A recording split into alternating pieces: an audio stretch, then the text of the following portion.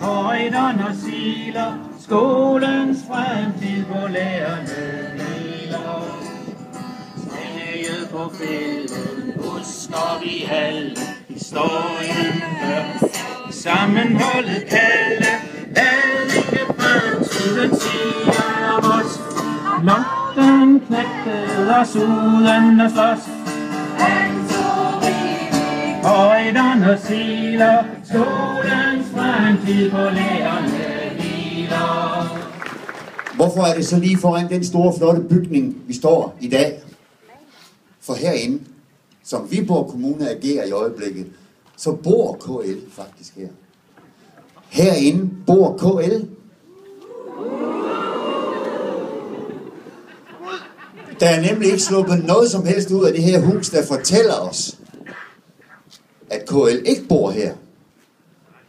Den landsomgribende modstand mod regeringens og KL's uforsonlige kurs mod lærerorganisationer i Danmark er nemlig ikke kommet til Viborg.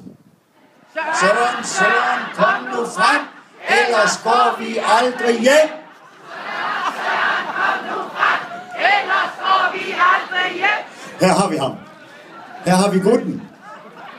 Han er ikke til stede på rådhuset. Jeg har snakket med ham, og jeg skulle hilse. Han er i Vejle sammen med hele direktionen. Men det er ikke noget problem for os. Vi laver bare en Søren. Så i Viborg, nu kan vi bruge udtrykket, vi laver bare en Søren. Det er Søren, det jeg vil fortælle dig. Det er, at hvorfor vil du ikke være med til at forsvare de værdier, som vores egen kommune har skrevet under på. Det er værdier, som vi i Viborg styrer efter. Vi styrer nemlig ikke efter regler i Viborg, vi styrer efter værdier. Derfor vil vi nu give Søren et minde, et symbolsk minde om de tider, der var engang i Viborg. En arbejdstidsaftale, som har virket for tusinder af elever i Viborg skoler.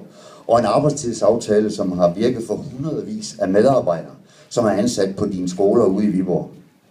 En aftale, som blandt andet har givet den højeste undervisningsprocent, en af de højeste undervisningsprocenter i Danmark.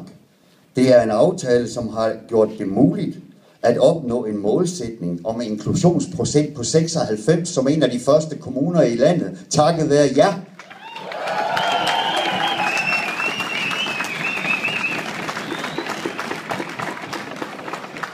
Det er en arbejdstidsaftale, som har gjort, at 98% af vores unge, der forlader os efter 9. og 10. i uddannelsessystemet, tilmelder sig en ungdomsuddannelse.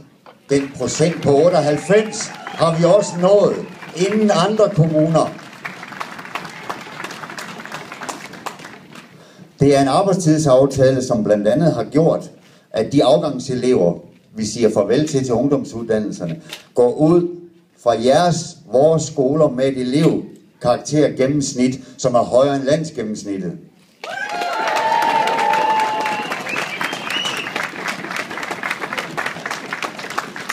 Det er en arbejdstidsaftale, som har haft stor indflydelse på, at vi som lærere i Viborg er den medarbejdergruppe, der har den laveste sygefraværsprocent.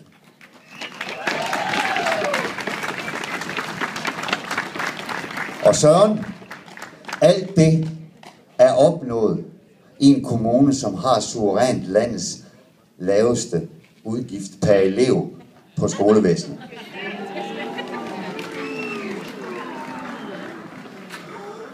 Den aftale, vi giver dig nu, Søren, den skal du tage med til dine venner i KL's bestyrelse, for der sidder du jo og har stor indflydelse på det spil, der kører nu med Danmarks Lærerforening, lærerorganisationerne og KL.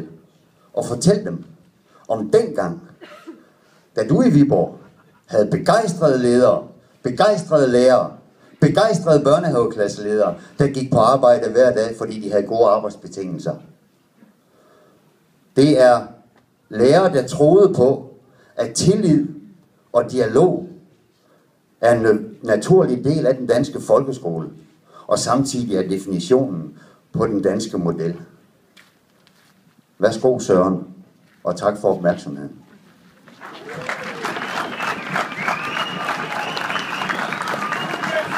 Giv ham en hånd, han har brug for det. Kvaliteten er i fare. Folkeskolen er i chok. Børnene kan vi ikke narre. Kvantitet er ikke nok. Du driver den billigste skole. Selv det synes du ikke er nok. Du må vise, du vil kvaliteten. Så Pape er du et jok. Der er så meget, der kan rykkes. Gør skoledagen god. Undervisning, der kan lykkes. Bare giv os arbejdsro. Lad du driver den billigste skole. Selv det synes du ikke er nok. Du må vise, du vil kvaliteten. Som Pape er du et jok. Du driver den billigste skole. Selv det synes du ikke er nok. Du må vise, du vil kvaliteten. Som Pape er du et jok. Og nu er vi nok. Jeg har 4 venner, jeg gerne vil præsentere for jer. Som en af de stærkeste grupper står I først for tur. Derefter tænker jeg, at pædagogerne, sosuerne, specialarbejderne, serviceassistenterne og de øvrige grupper kan se frem til, at det bliver deres tur. Derfor er jeres kamp af stor betydning for alle lønmodtagere i Danmark. Og det er vigtigt, at vi som grupper ikke lader os spille ud mod hinanden. Så tænker jeg også, at uanset hvad udfald den her konflikt den får, så må det her forløb give anledning til overvejelser om et styrket samarbejde og sammenhold mellem vores medlemmer og vores organisationer. Jeg er bange for, at det her ikke er sidste gang, at nogen af os kommer til at stå i en situation, som I er i lige nu, og derfor så vil en samlet styrkelse af vores organisationer og vores sammenhold være helt oplagt. Jeg vil med de ord gerne på vegne af LO-sektionen i Viborg udtrykke vores fulde opbakning til jer og ønske jer held og lykke i konfliktens videre forløb.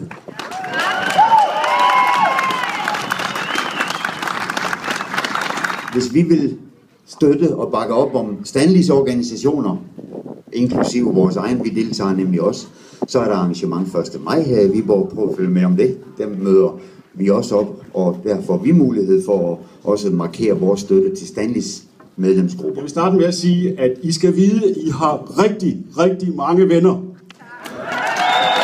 I er fortroppen i noget, der måske er meget, meget større, end vi lige nu har en fornemmelse af. Men at på bundlinjen så er FTF den hovedorganisation, der støtter jer og giver jer fuld opbakning i den her kamp, I står i lige nu.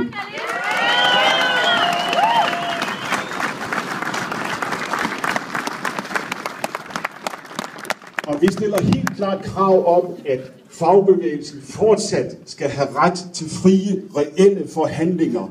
Og vi siger nej til forhandlinger på skrømt, hvor arbejdsgiverne bare sidder med korslagte arme og smider et blankt hvidt papir på bordet, og i øvrigt overhovedet ikke vil deltage i en reel dialog og forhandling. Fordi de jo godt ved, det er jo aftalt på forhånd, at der kommer et lovindgreb på et tidspunkt. Når vi hører finansministeren snakke udenom at sige, at vi koordinerer lidt. Hold nu op med det skuespil. Vi ved jo, det er aftalt. Det, der er specielt lige ved den her situation, det er jo også, at arbejdsgiverne har kunnet spekulere i at tjene penge på det her.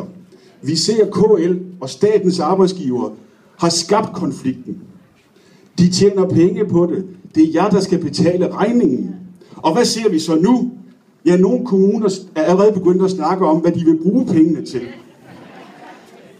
Det seneste, jeg lige lagde mærke til for et par dage siden, det var, at nogle kommuner nu vil bruge de sparede penge til at renovere nogle kloakker.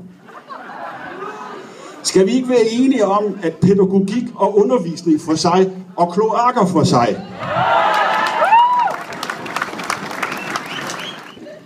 Jeg havde nok ikke fået lov til at tale her i dag, hvis Søren Pape havde været her. Jeg er jo en af dem, der også ved, hvordan det er her til daglig. Det har Claus beskrevet, hvad I faktisk udretter i det kommunale skolevæsen i Viborg Kommune. Men jeg synes, I er jeres gode ret til at følge jer forurettet. I vil jo bare gerne passe jeres job og undervise, men jeres arbejdsgiver har altså valgt at logge out jer. Og på hvilket grundlag? Jo, der har jo ikke kunnet nås en forhandlingsløsning, siger de. Og jeg tror, jeg deler den opfattelse, som de allerfleste danskere har, at KL de har trukket lockout-kortet på et usagligt grundlag. For har KL spillet med åbne kort, og har der overhovedet været reelle forhandlinger? Det er jeg ikke overbevist om. I skal se jer selv nedgjort i pressen, som nogen, der har det for let og laver for lidt, og derfor så skal jeres arbejdstid, som det hedder, normaliseres. Hvad man så mener helt præcist med det. Det kan være, det er et farvel til aftenmøder og den der sidste forberedelse i weekenden.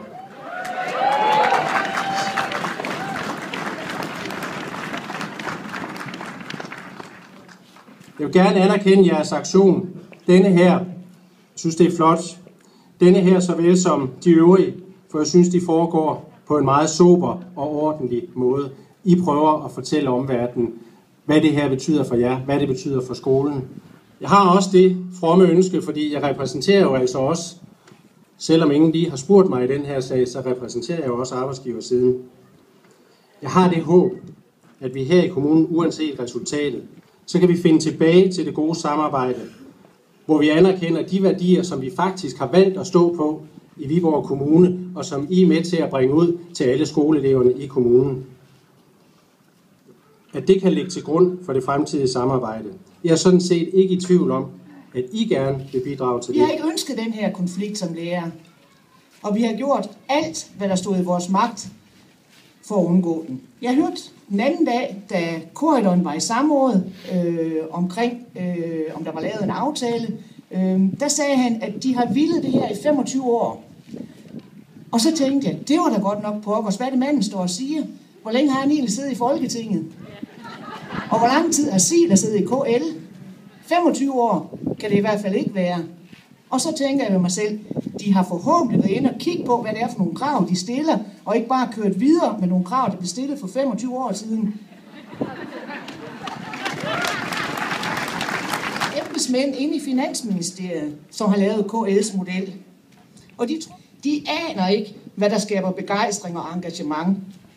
Og det er jo decideret uklogt at lave en aftale, som den ene part ikke kan se sig i. Jeg ville have haft respekt for manden, hvis han var gået på talerstolen, og i stedet havde sagt, at hjemme i min kommune, der kan vi simpelthen ikke spare flere penge, end vi har gjort. Vi har lavet skolestrukturen om, og vi har knalddygtige lærere, så der er ikke mere at hente. Jeg har haft meget, meget længe et gammelt digt til at hænge, og man håber jo nogle gange, at sådan nogle de kan blive uaktuelle, men af en eller anden grund, så synes jeg faktisk aldrig nogensinde, den har været mere aktuel. Så jeg vil slutte det her med at læse den op. Vi, de pligtopfyldende, der regeres af de uduelige og ledes af de uvidende, har længe gjort det umulige for de utaknemmelige. Vi har gjort så meget med så lidt i så lang tid, at man nu forventer, at vi kan gøre alt med ingenting. Tusind tak, fordi I var her. Tak, fordi I var her.